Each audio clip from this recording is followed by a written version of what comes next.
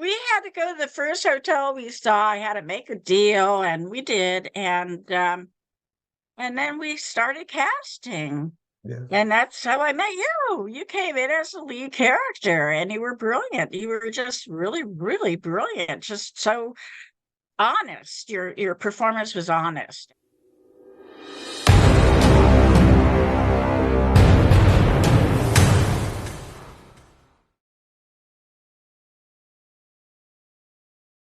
That brings me to Yeah. the Cuckoo Cafe, now revised to the film Fake News, and How We Met back in 1999. Oh Uh, yeah.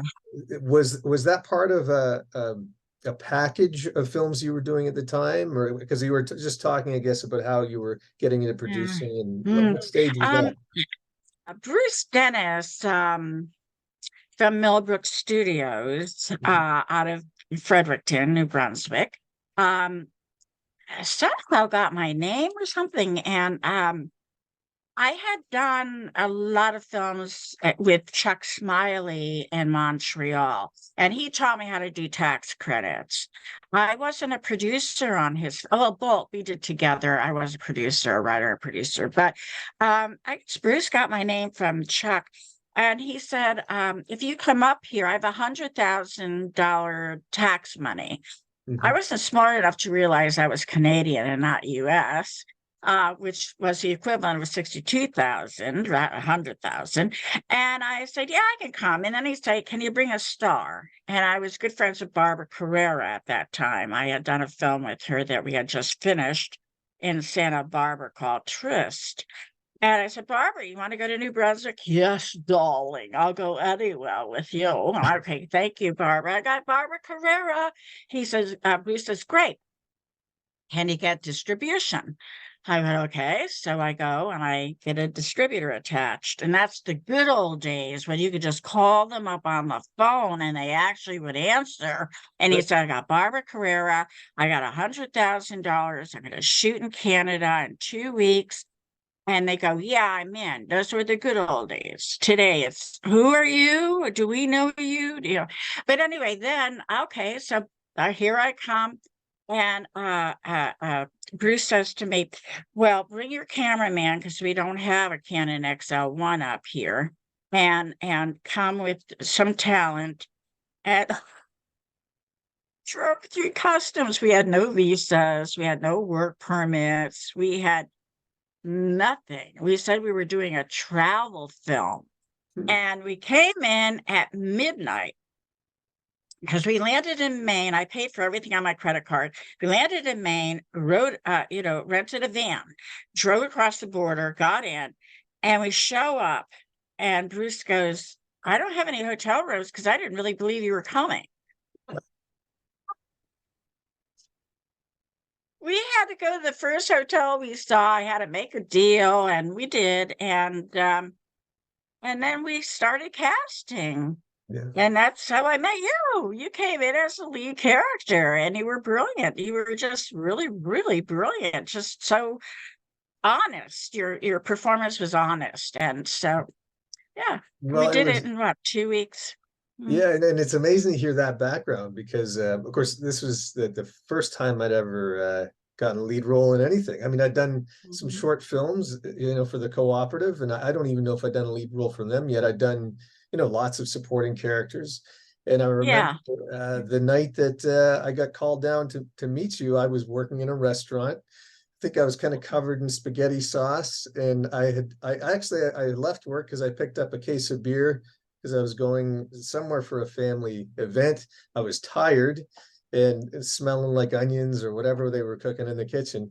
And someone called me and said, "Do you want to go to an audition?" And I was like, "Well, I'm on my way home. I got my work clothes on. I'm covered in food." They said, "Don't worry, but just go and do it.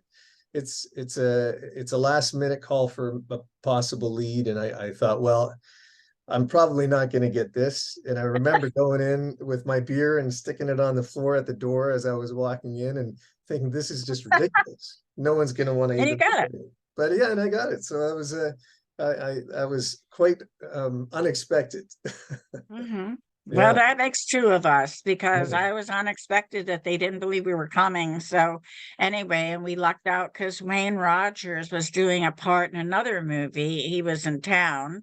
And so he came over and gave me a day for free. And it just was a gift from God. We made it work. We made it work. Yeah. So Yeah, and in a way, I mean, I know the title's shifting, but the earlier rendition of the title, interestingly enough, cuckoo. seems to kind of fit the things that were going on in the background there that you were describing. So trying to get across the border, no hotels. Mhm. It was a bit of a cuckoo Mhm. situation, right? Cuckoo So Cafe. Yeah. yeah, Yeah. It yeah, was cuckoo. And of course, Bruce had hired that restaurant, excuse me, that we shot in, and they didn't realize that we can't shoot while people are eating lunch. We can't hear the lines and too much clutter and crashing in the background. So we had to switch all our days to nights because the restaurant didn't want to close down. right. Yeah. So that was another lucky break we got. But like I tell everybody on that movie, our bar bill was higher than anything else on the entire film budget because we'd get home at 8 in the morning and we couldn't sleep. So we'd have to drink to go to sleep. It was an incredible ride, let me tell you, but it worked out. Yeah, Yeah. yeah. Well, I remember that that that being some of the dynamic behind the scenes where there were some people slipped off the set, I think, and didn't know they were coming back on, and they had gone and had a few drinks somewhere. When they came back, they were like, "Oh my gosh, I didn't know there was another more to do." And so it was quite a wild ride because things were changing so fast. Yeah. People would, yeah, and you have to when Mhm. you're on that tight of a budget.